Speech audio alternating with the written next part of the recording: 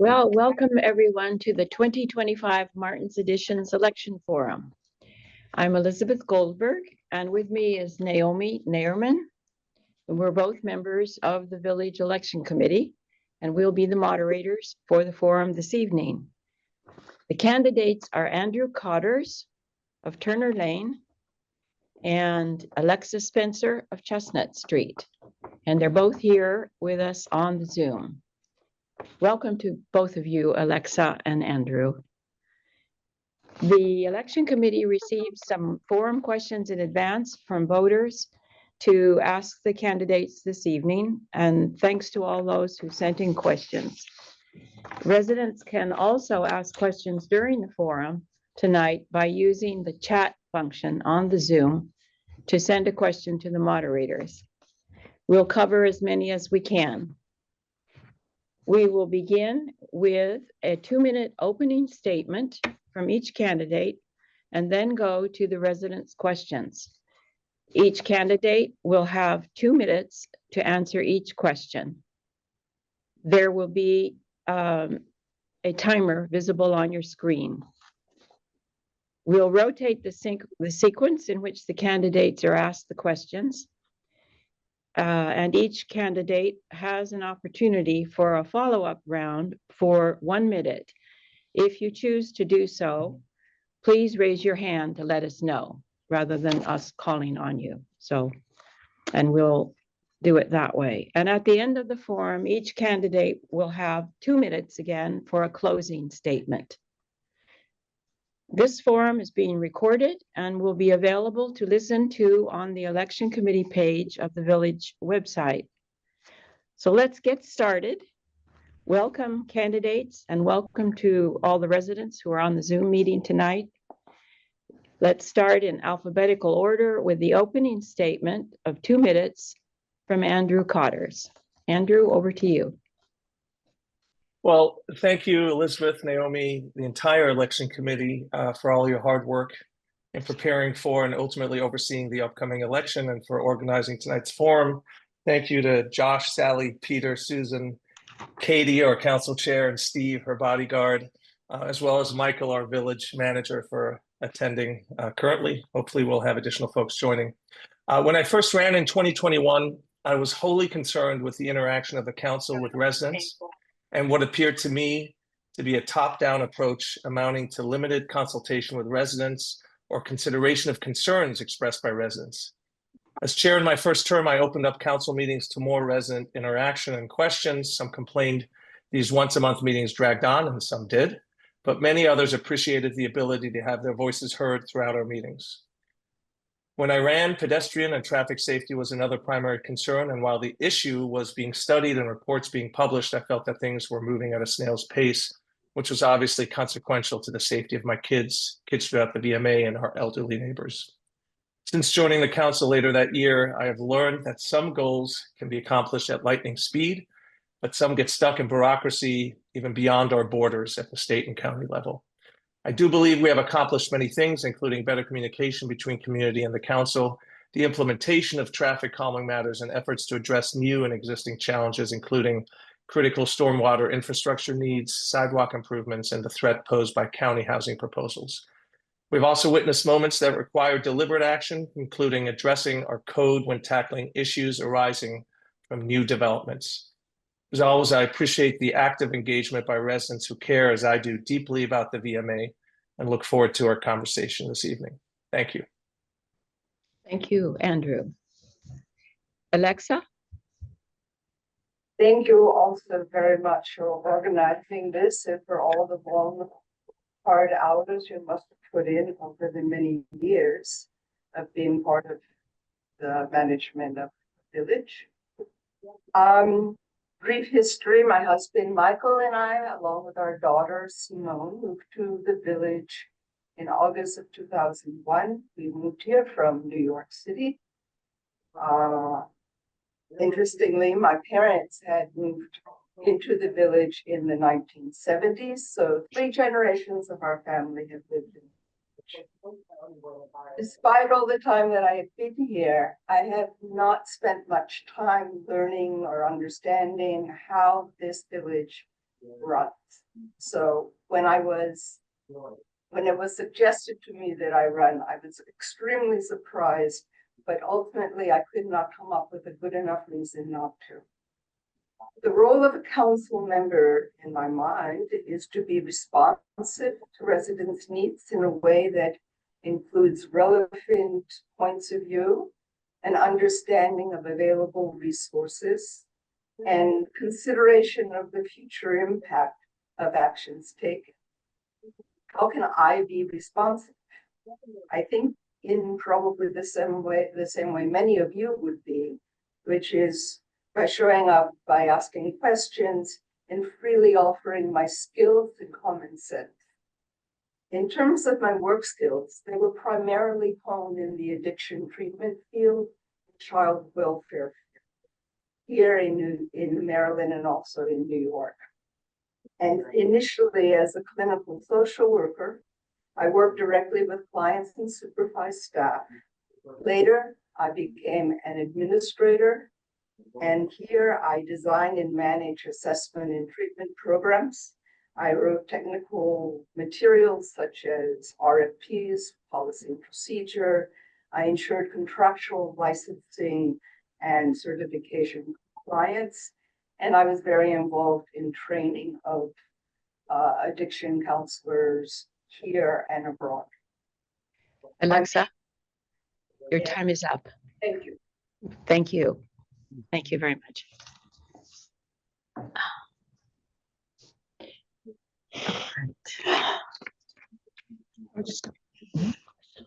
Can I just mention, there are a couple of folks that aren't muted, and so I had some trouble hearing Alexa. If folks can mute Yeah. themselves, that would be Yeah. super helpful. Yeah. Michael?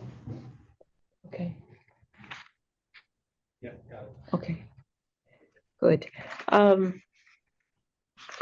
Alexa, first question, what are the most important skills that you would bring to the council? I think familiarity with reading contracts, understanding that compliance is usually not a flexible thing to deal with. To understand that one has to go with a higher standard when it comes to contract regulation and understanding how to implement that. So I think definitely the quality assurance, performance improvement experience that I've had, I think in those terms, and I think I can bring this to the council. Okay. All right, thank you. And Andrew, what do you consider to be your most important skills that you would bring, or you will continue to bring?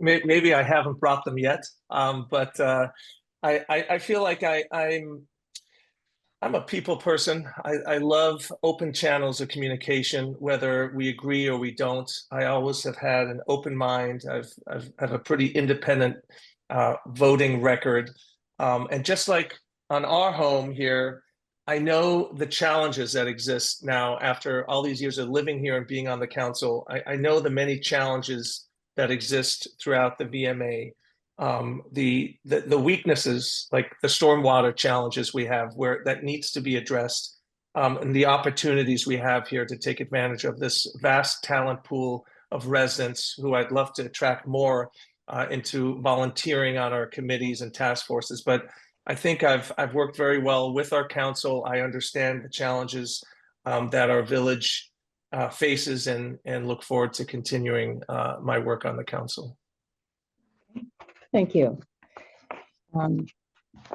We have a few questions in the area of budget, priority setting, finance, that we'd like to ask. Andrew, what do you think should be the most urgent action items for the council in the coming year?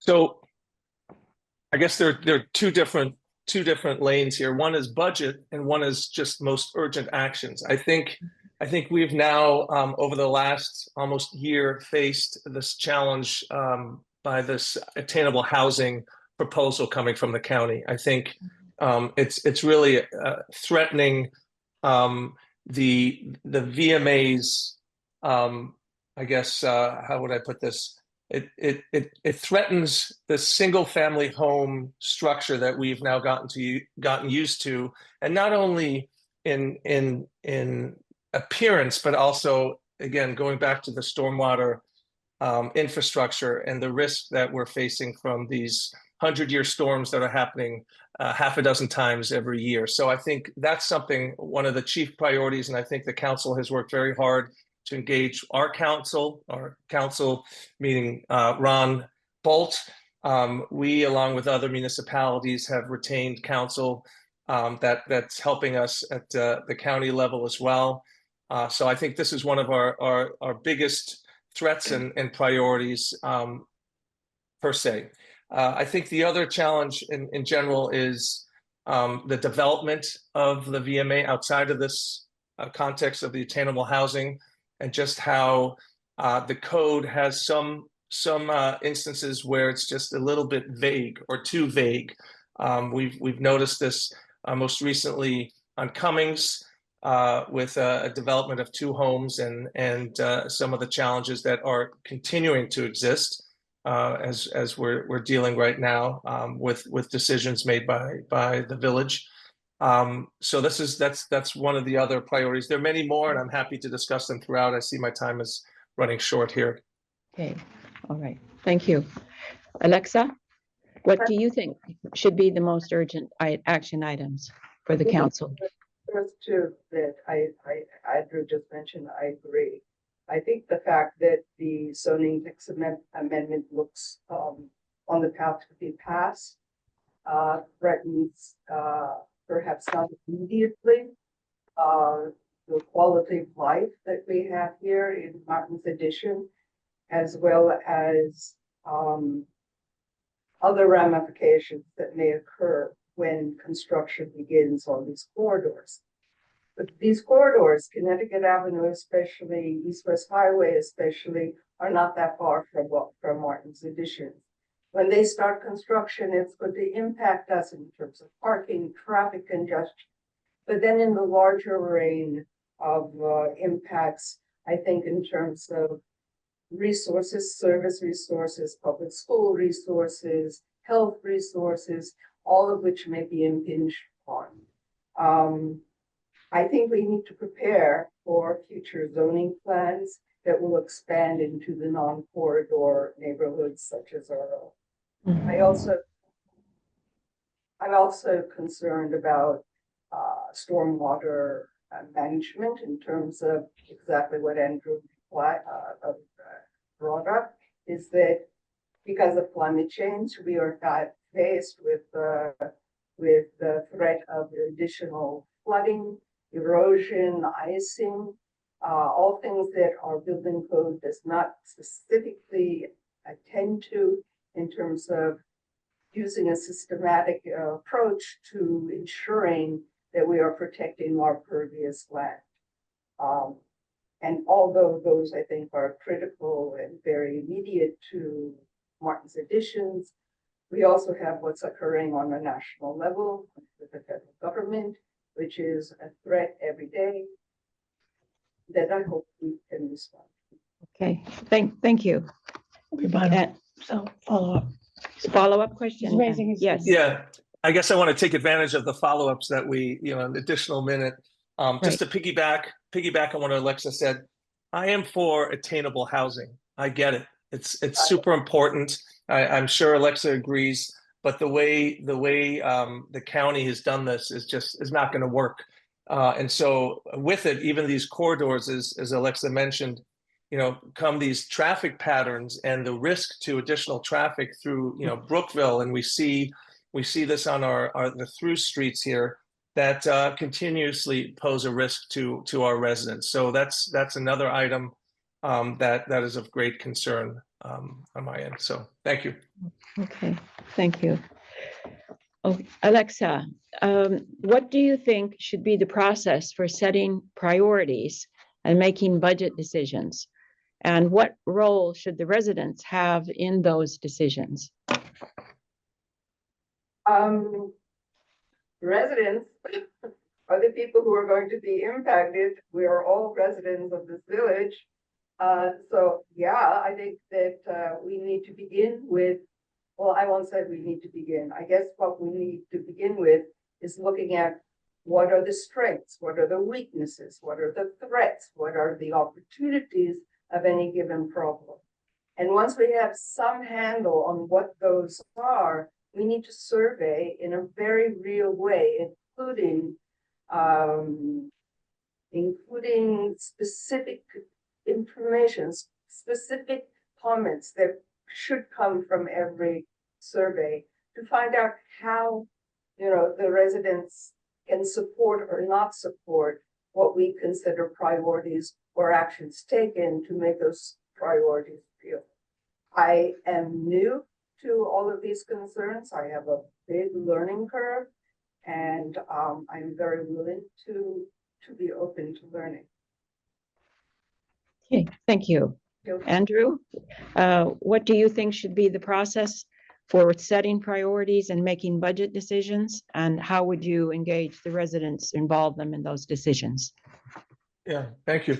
I agree with Alexa's comments here.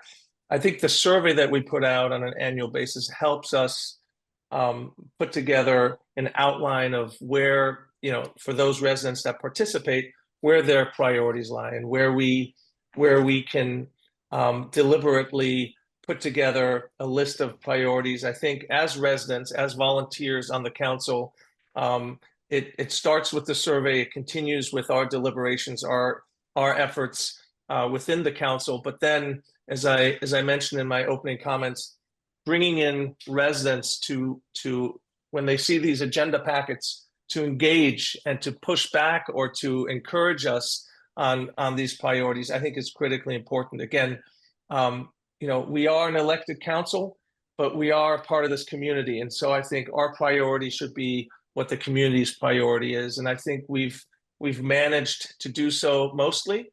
Of course, we fail at times. We're not perfect, but I think the survey helps guide us. And that's why I appreciate the efforts by the committee to encourage residents to participate, to have their voices heard through the survey, but also by participating during council meetings in general. So that's initially my response here.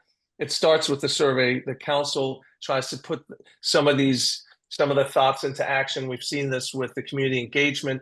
We've put more money behind more events. This is something that's come up during surveys over the years. And so we listen, we respond, and we hope to help prioritize some of the items that our residents care about as well. Thank you. Okay. We'll continue, Andrew, with this one. How much money do you think VMA should have in reserves? And what do you think should be done with the excess funds? That's a great question. It's a question that comes up a lot. Sure. I think, and this came up in our last council meeting where I asked our treasurer. I've not been so lucky or fortunate to be the treasurer on this council, and I'm quite pleased not having had that type of responsibility. But given the recent market volatility, I'm quite pleased that our funds are in mostly what it appears to be money market accounts, so they remain stable, which again we see is very important.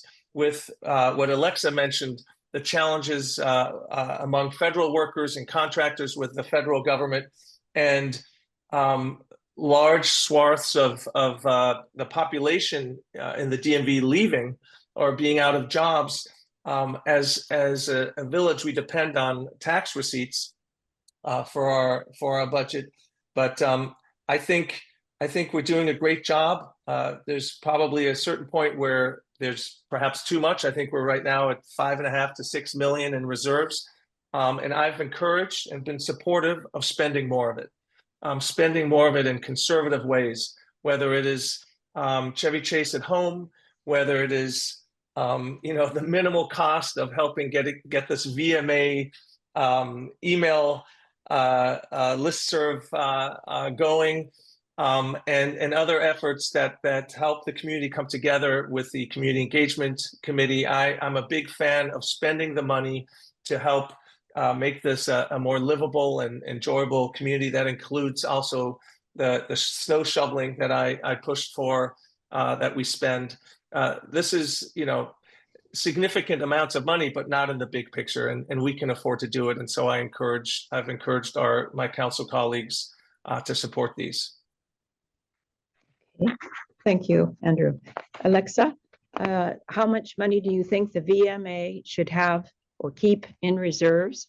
And what do you think should be done with the excess funds? I honestly can't tell you an amount. I don't know.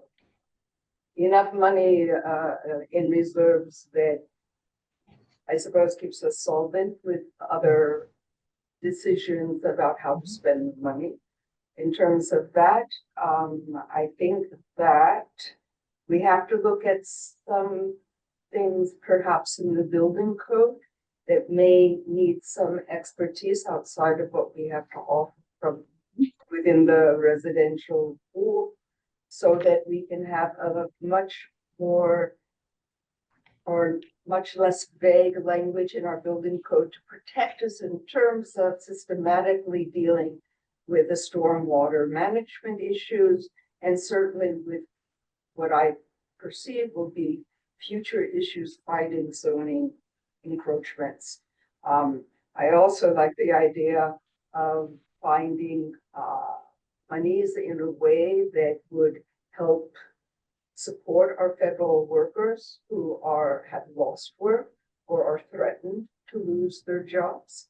I am also interested in creating more of a civic engagement program. Not sure what that would incur, but I would like to see research in that regard, because without the civic engagement, we really are not fighting for anything. Okay, thank you. And Alexa, we'll continue with the next question. How do you think the budget decisions and council priorities should be communicated to the residents to keep them informed?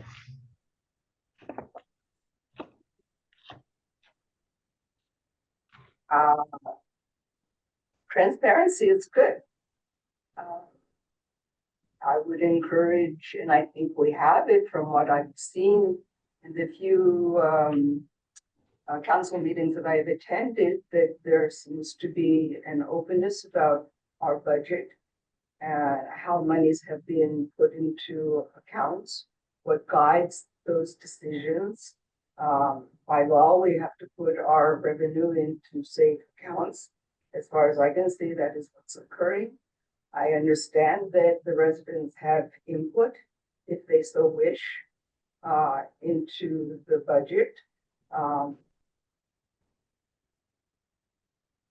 So I would just encourage continued transparency. Okay, thank you. And Andrew, how do you think the budget decisions and council priorities and achievements should be communicated to the residents to keep them informed? Yeah, it's another great question. I try to think of what else we can do to inform residents beyond what we're already doing. As Alexa pointed out, it's a pretty transparent process here. We have council meetings with agendas and packets that are released to all residents, and whoever wants to get onto our website, it's pretty easily found. We have the weekly wrap-ups. We have the Martin's Editions monthly report, and we send out emails on a regular basis. So the question is, we have kind of the usual suspects who attend our council meetings. We have the usual suspects who attend committee and task force meetings, and beyond the emails that we have on our constant contacts or whatever technology we have in place, there are not many other options beyond walking door to door with a piece of paper that shows, here are council decisions from last month or this month, and here are our priorities. But I think we try really very hard to get folks to attend, just like this forum. I can't tell you how many emails I've received to attend tonight. And I love having the folks on here tonight. Wish we had more. I wish we had more candidates as well. So we're doing what we think is critically important and sharing news and updates with the community. But I'm all ears if there are additional things we can do. Thank you. Yeah. Okay. So Andrew, we'll continue with you. What There are not measures? many people listening. Pardon? Andrew, what measures should the council take to ensure that new construction doesn't add to the existing infrastructure issues, such as safe streets, pedestrian safety, or stormwater management problems, among others? Yeah, that's a great question. We have a wonderful team of on the stormwater task force that's working very hard to gather all the information. We again, talking about a budget, we've dedicated funds for an expert to help the task force, and we hope to get a report that can be implemented. Right now, as the code stands, there are certain rules that are in place that we can't really deviate from, but we have to be nimble enough to recognize the weaknesses, and as we discussed, some of the vague language to fix some of these items, and to maybe reconsider some of the, not even the vague language, but the language in place that was written 30 years ago, or maybe even 40 years ago, that does not take into account how the climate has changed and how we have to adjust our thinking in terms of the development of the VMA. We have beautiful homes here, big and small, but the big ones are getting bigger, and you know, it's just not sustainable in many ways. We want to continue to make the VMA an attractive place to raise your family, to retire in, to live in, but we also want to help residents that are downstream from large developments.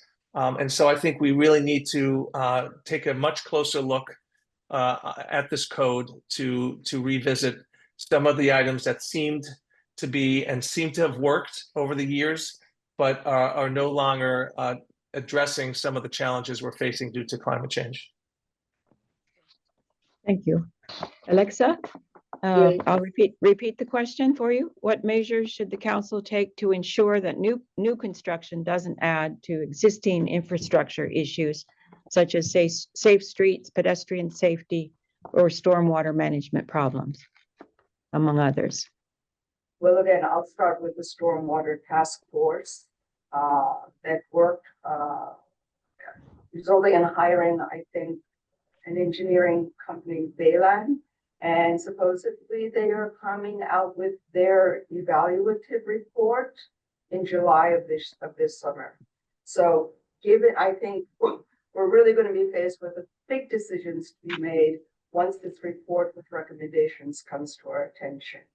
I'm hoping that it will address the need for improved infrastructure, improved environmental plantings and other things that we can do environmentally to make sure that when the water drains, it doesn't drain into our neighbor's property and stay there, but rather we are really effectively taking care of it. I also think that we need to change our existing building codes, maybe policies to allow for protection of our pervious space in both public and private areas of the village. And I think that this does beg the question, how do you measure the degree of public harm that happens on private property? I think we're going to face really big questions, and that it's time that we have to do that. Okay, thank you. And Alexa, another question here, when residents raise issues like traffic safety or stormwater flooding, how should the council report back to the community about what is being done?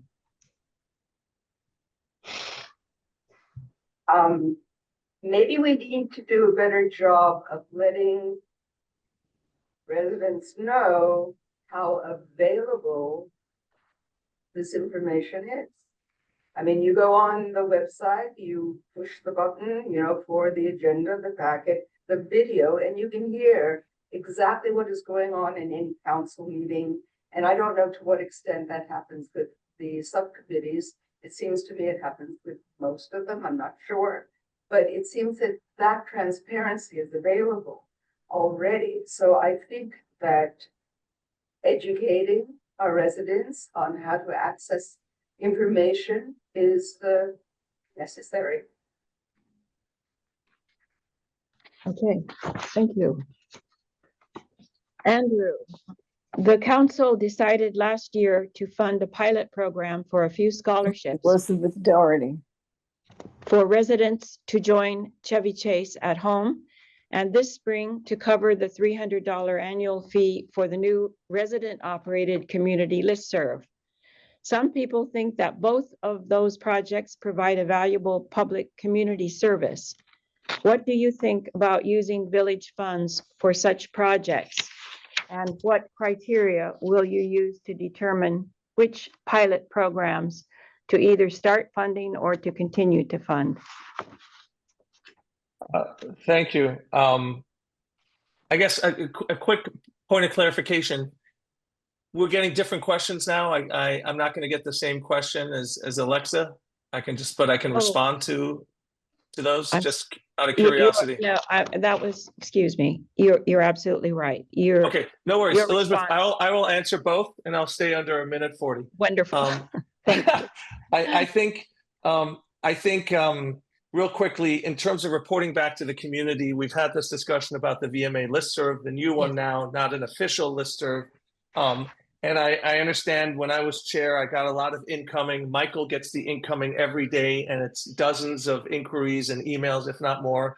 So, and some impact only that individual, and others impact the community as a whole. So I think it's important to be as responsive as quickly as possible through our constant contacts, whatever the system is called now, to report to the community something is occurring or something is impacting certain parts of the community. You may want to know, even if it's not impacting you. I think this is kind of a continuing issue that we've faced over the years.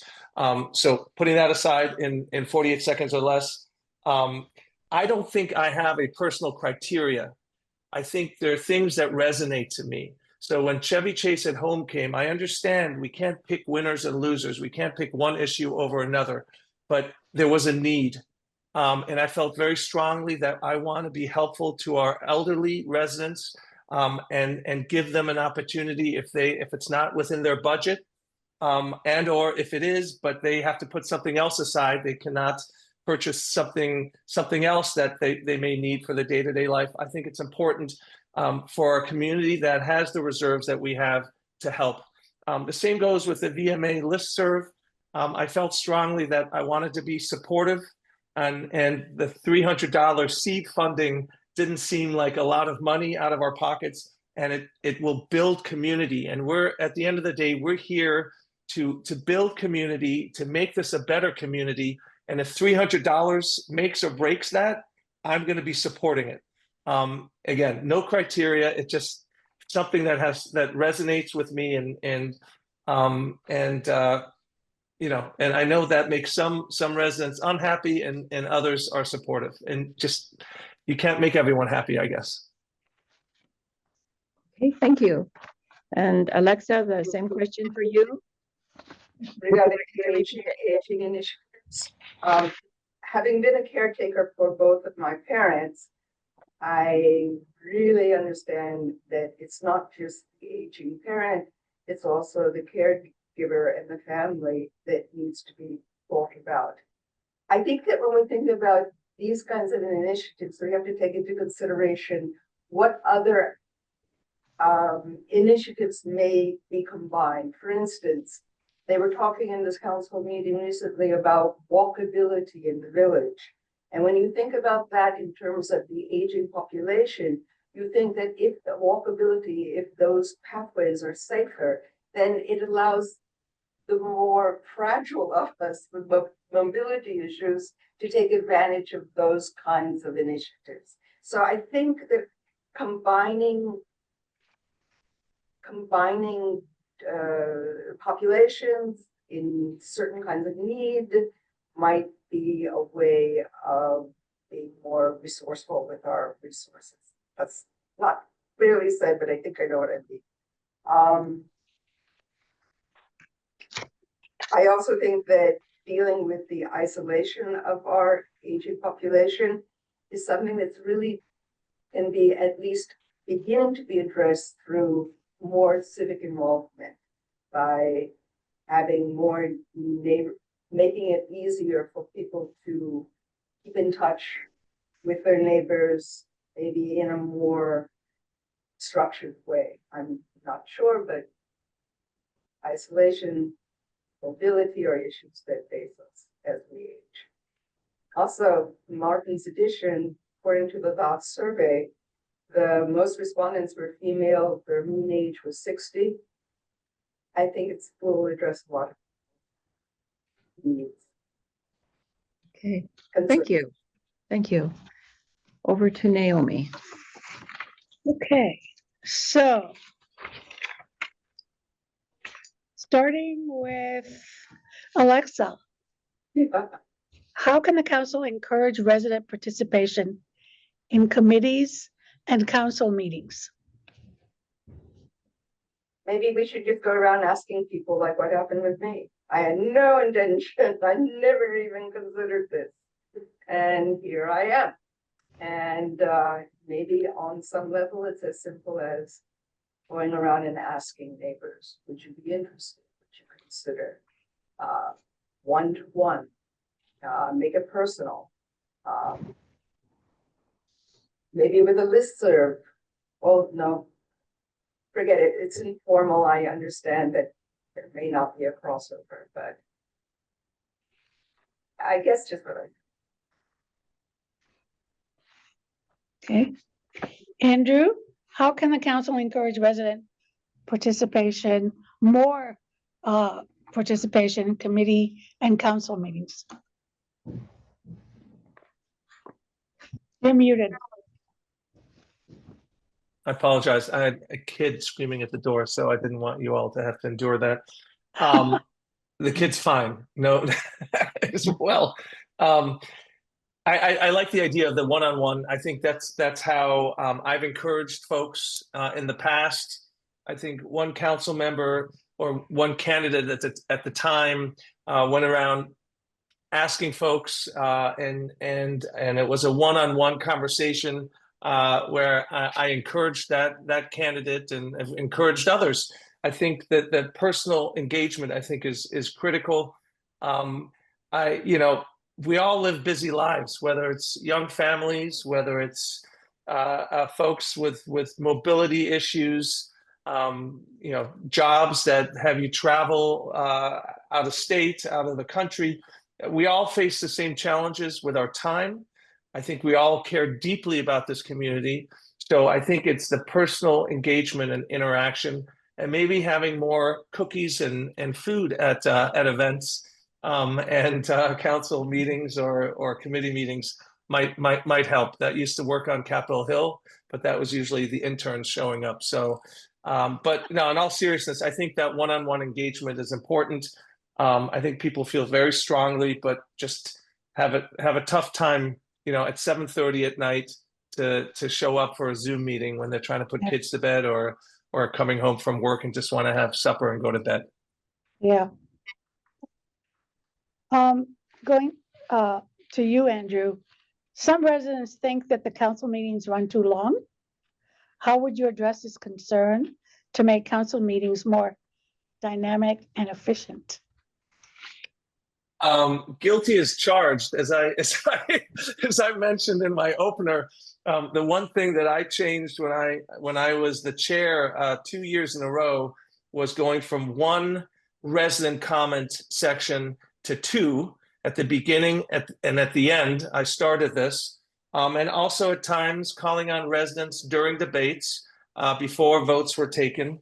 And my opinion is, I don't want to be at a council meeting from 7:30 to 11. I get it, but they're only once a month, and once a month, is not a lot of time for residents to engage the council in an open forum and open dialogue. So if these meetings go till 11 or 10:30, it gives everyone the opportunity to engage. It gives everyone the opportunity to be heard, and to partake. And I think they're very dynamic, to be honest. I think these council meetings are very dynamic. We have a really good rapport. The current council, I think we have great back and forth and open discussion. So I'm sorry it's too long for some, but there's always that little button in the right corner that you can push that says leave. And you later on, if you don't have the capacity or ability or interest to stay on, you can listen to the recording. But I think for once a month, it's okay to have a couple of hours of discussion and questions and comments from residents. So I'm maybe a little less sympathetic on this. I think it's okay to have a council meeting that goes on for an hour or two, and maybe 3 if it's a budget hearing or there's an issue of consequence and controversy. So I'll address the same question to you, Alexa. Some residents think that council meetings run too long. How would you address the concern to make council meetings more dynamic and efficient? I agree with what Andrew just said. I've been to a couple of the meetings, so I've listened in. They are dynamic, people are thoughtful. I'm quite impressed. And I also think that having the time to include the residents in an immediate way, never to be sacrificed. And if the council meeting, I don't know, do it twice a month, but the tendency with meetings is they will go longer and longer unless you shorten them. As far as I can see right now, I don't think we should sacrifice anything at this moment for the council meetings that go on maybe 2 hours. I don't know, maybe they're longer and or whatever. But I would not sacrifice it because of time. Okay, thank you. Sure. I'll come back to you, Alexa, with the next question. When a council member is disrespectful or dismissive towards residents at a council meeting, what should the chair do? Do you think that the council should have a standard procedure for an appropriate response? I believe that it needs to be respectfully confronted.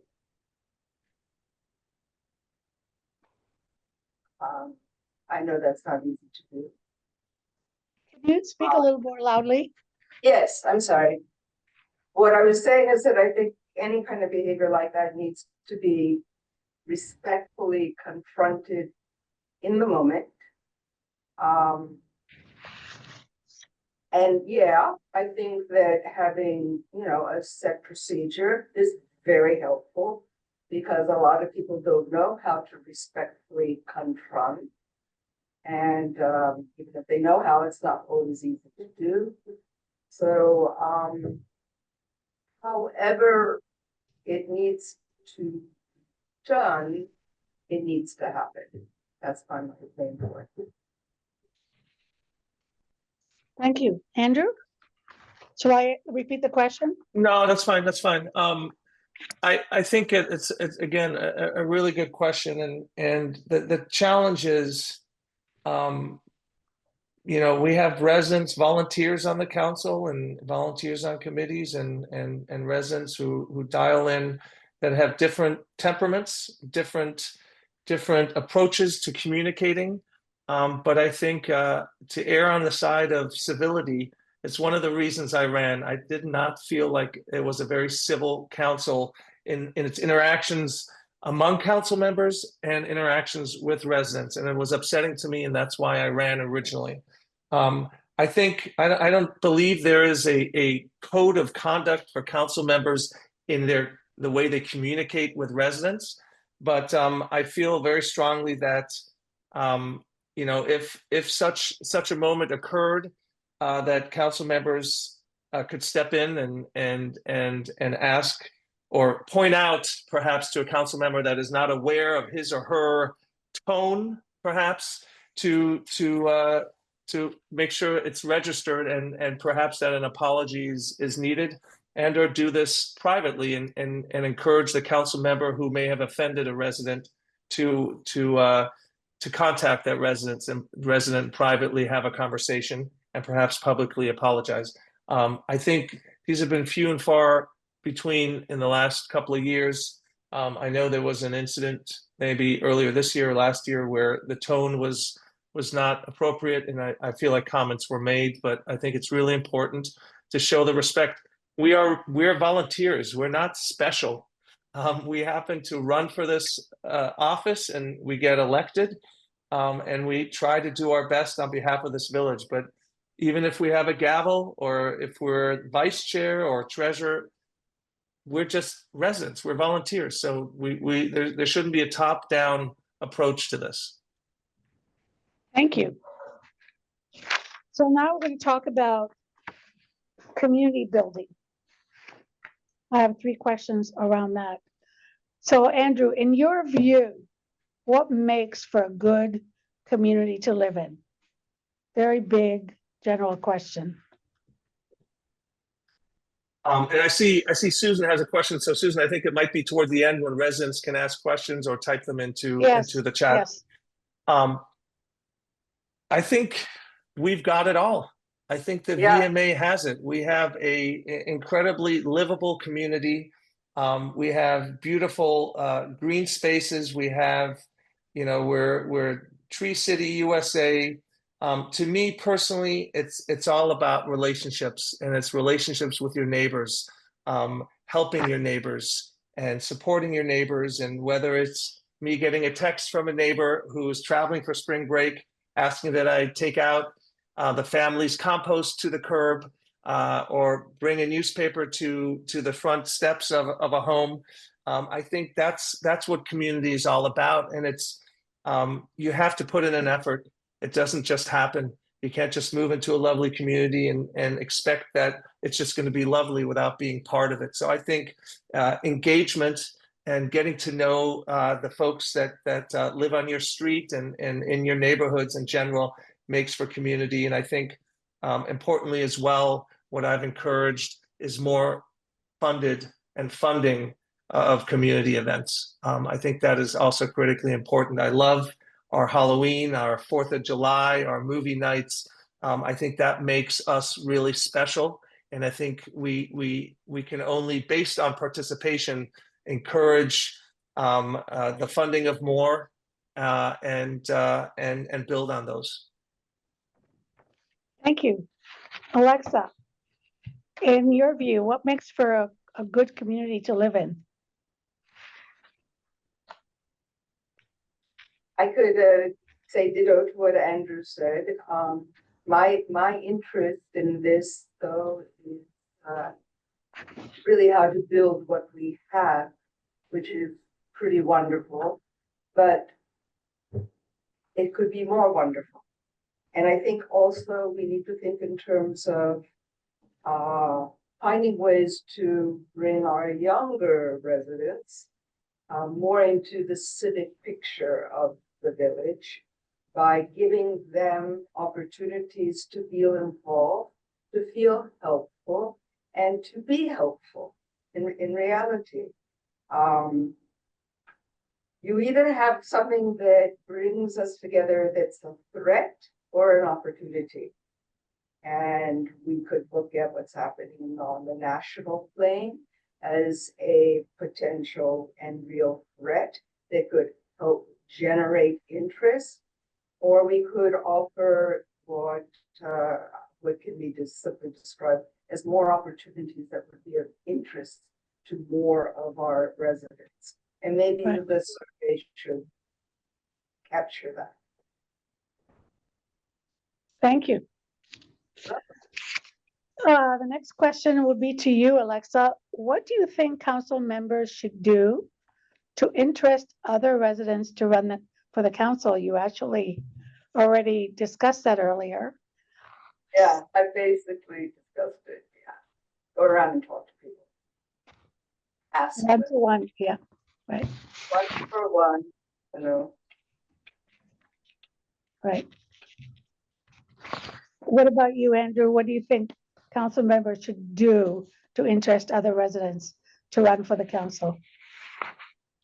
I think there's a way to share how rewarding a volunteer position it is. I think folks are worried that it's too time consuming. And, when I first moved to the village a dozen plus years ago, and I once in a while attended, I thought, wow, how is it even possible to spend a couple of hours once a month at these meetings? It seems exhausting. Of course, I had toddlers and infants in my household, so it seemed like a lot to ask of a parent of young kids. But I think expressing, and I came to DC to work in public service, to work in government, so I always wanted to give back, and I never thought I'd have the opportunity to do that at a municipal level, and it's been thrilling.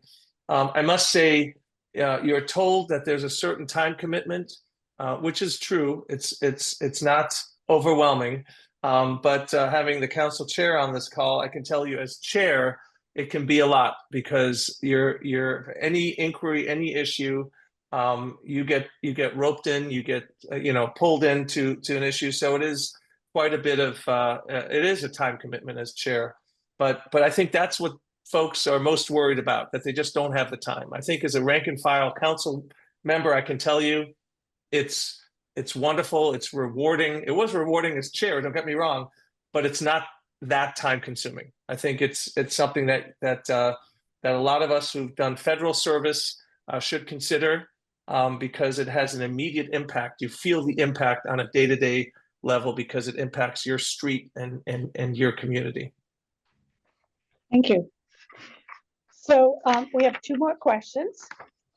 Andrew, I'll start with you. This question: BMA is part of a larger community. Do you have any suggestions as to how to maintain relationships at the county level, state, surrounding jurisdictions, to make sure these relationships are well managed and collaborative?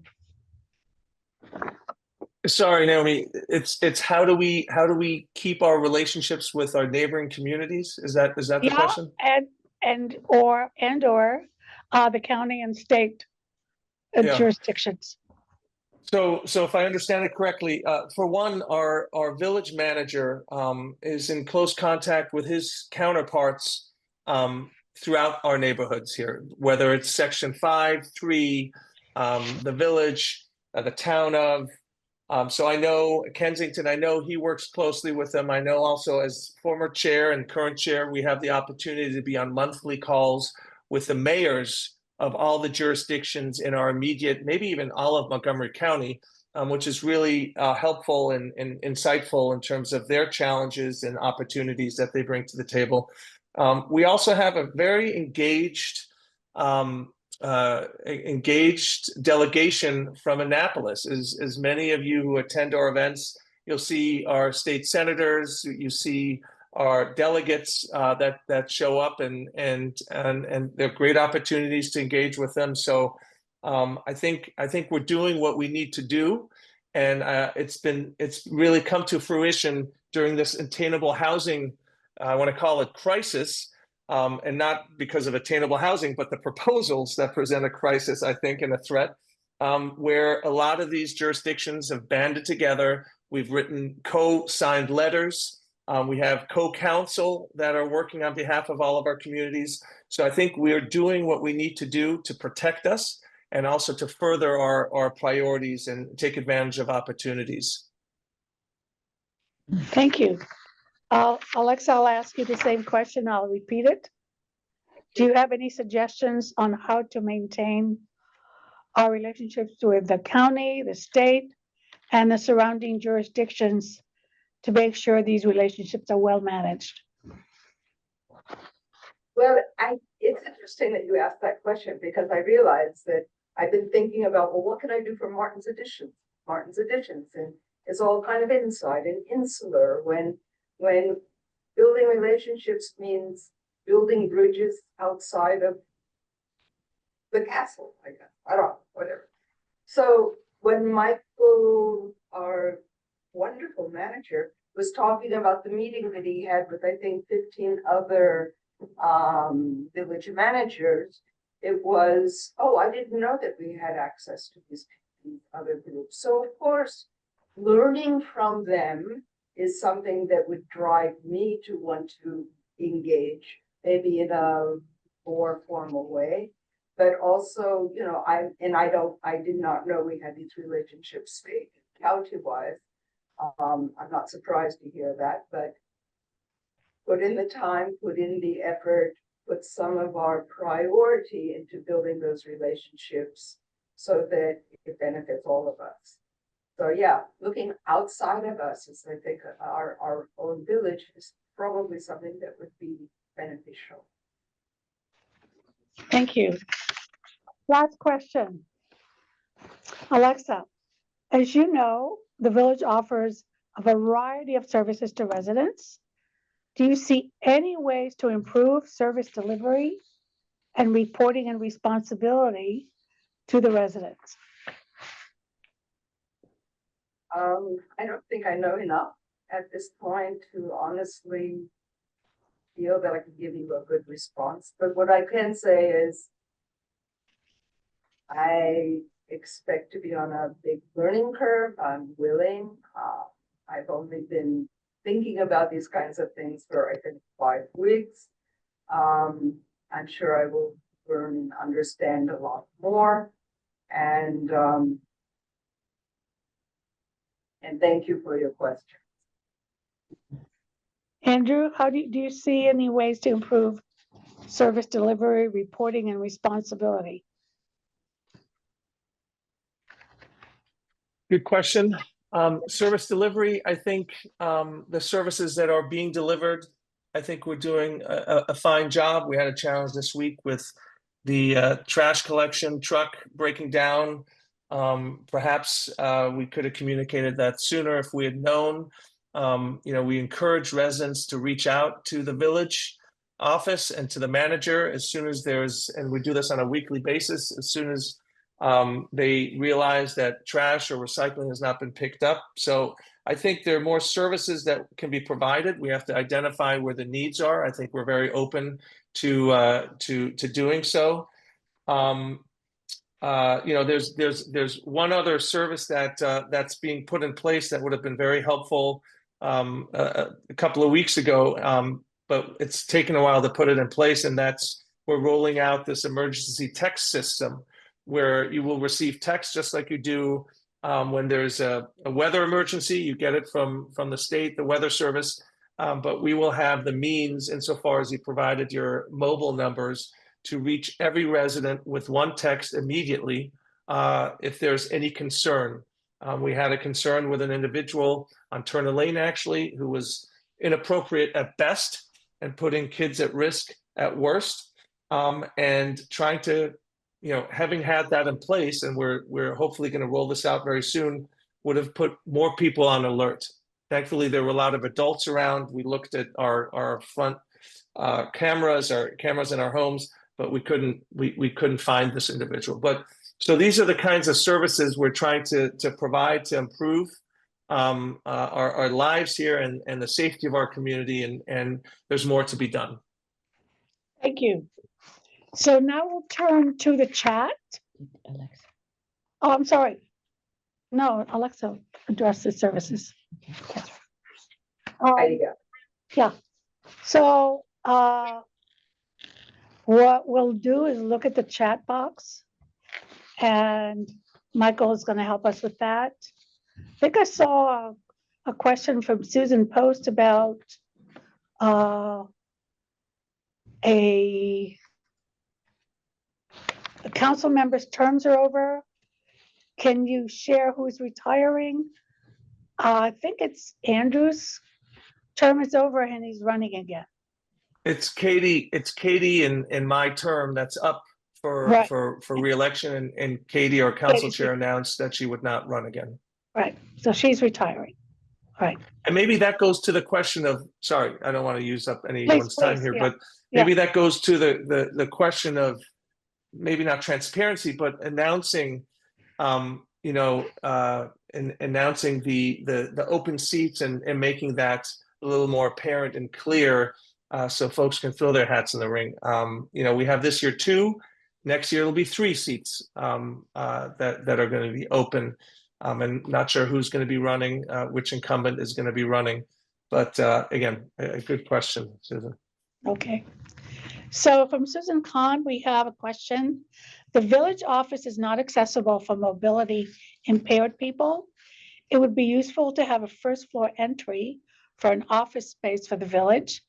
Given our reserves as a village, would you be willing to purchase a home in the village to serve as an additional office or meeting space if it comes on the market and is in close proximity to the village office? Whoa. Question Who are to you you asking? guys. I'm asking you, Andrew. I listen, I've got bad knees, so it's hard enough for me to make it up those stairs. I totally understand and appreciate that question from Susan. I think if our reserves allow, and knowing how expensive properties are these days, I think it's not a bad idea. With it come challenges, of course, of making it accessible. Just because it's a home here in the village doesn't make it accessible necessarily. Some of the homes, including ours, we have a large staircase that goes up to our front door. But I think in general, I would be, that corner shop now, that's beautiful. I don't want that to change, but that would have been a great opportunity as an office space as well, maybe as a meeting space, an additional space.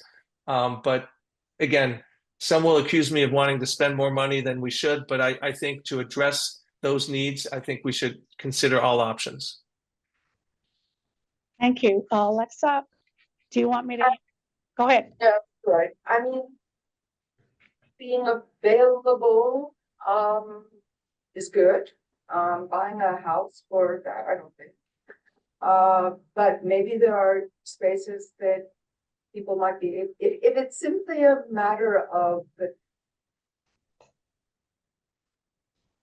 no, I was thinking if it's simply a matter of wanting to be in the same room where it's happening, so to speak, then that may be something that could be done on a rental basis or something, or sharing one's, offering one's home for some kind of meeting. But I think what the person may be asking is for actually the whole office availability. I would not know what to offer at this moment. I would have to talk with people who know more and find out what the options are. But yeah, I can understand the question. Okay. Andrew, did you have a follow-up? Yeah, I mean, I'm just thinking this through, and I think this may have come up in the past. For us to have a quasi village hall, town hall, with offices. I mean, there's a relatively modest home, maybe it's not modest, on Turner Lane that's being offered right now for $1.6 million. I mean, it's a lot of money, and that's not a home that is. That has steps, so you could build a ramp, not huge steps, but it would require renovations as well. I mean, you'd have to spend even more money just to make it into an office space. But again, I think I'm always open to having a conversation and figuring out what works. I would have loved to have had the opportunity, something on the strip that makes sense. Yeah. But I think this was not even under consideration, and who knows when the previous shop folded, if there was even an opportunity to engage and put something in place there. It would probably be more reasonable to consider an elevator in the current space. If there's a space to build an elevator. Maybe something like that. Yeah. Okay. Electric chair. Electric chair. Yeah. For two. Very narrow stairwell, as you know, Susan. Because like, what is the real request? What is the real need here? So I think the first thing one has to do with even a very, specific question as this is to, well, how many people is it going to affect? what is Right. the frequency that it would be used? Yeah. I look, I'm going to end it with this. If there's even just one resident who desperately wants to attend in person, I think that's worth considering and looking into. But I'd love to continue that conversation with Susan and others that care about this. I think it's a great question. I think we have another question from Susan Kahn. Given the large reserves of the village and the need to greater walkability across the village, would you be willing to purchase easements from property owners across their property if it could provide a shortcut for pedestrians to avoid walking on Brookville Road from Raymond to Cummings or from Taylor to Turner? I love that idea. I think this Love is that something that's been discussed in the past. I know that Paul Weller has granted individuals a pass through at times. Maybe maybe it's used on a daily basis. I'm not sure. I don't know where those easements would exist right now, given that a lot of those homes on one side of Cummings are huge, and there's not a lot of room, a lot of space. But I do love the idea. If there's something that would make sense, it would connect the village more. I would be less worried about my kids at times who head over to Quincy. I'm not sure we can make it all the way to Quincy with these easements. And I'm not suggesting a pedestrian bridge either, but I like the idea. Okay. Alexa, do you have a comment? I love the idea. Again, it would be, I suppose, dependent upon, the individuals who have that property to share it in such a way. But I'd love to, and I think that people are looking into this issue already. It seems to me from the last meeting, someone was talking about it. Okay. Any other chat questions? No? So thank you very much to the candidates for coming forward and the residents for participating. I'm really thrilled to see quite a few of you online with us.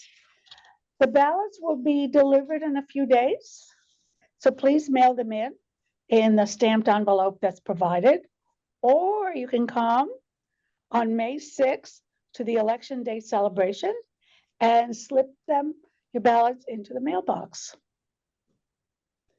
And before we go, we would like to allow the candidates a 2-minute closing statement. So, Alexa, would you start, please?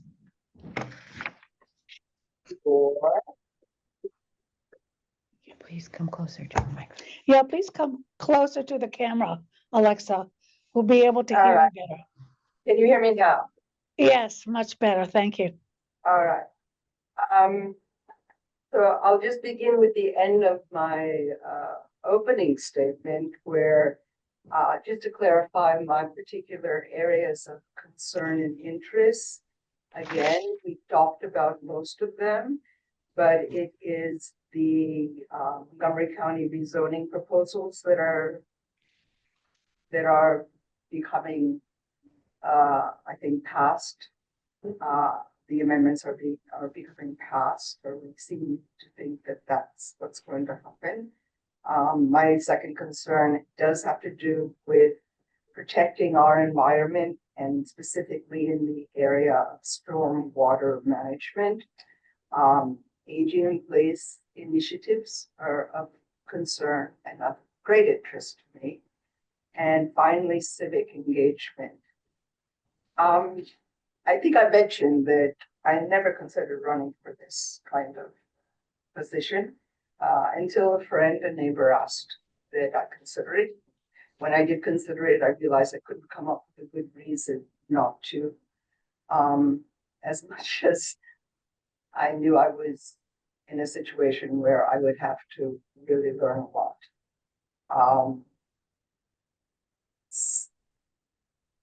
What's happening on a federal level is of great concern to me. I'm freaking out about it.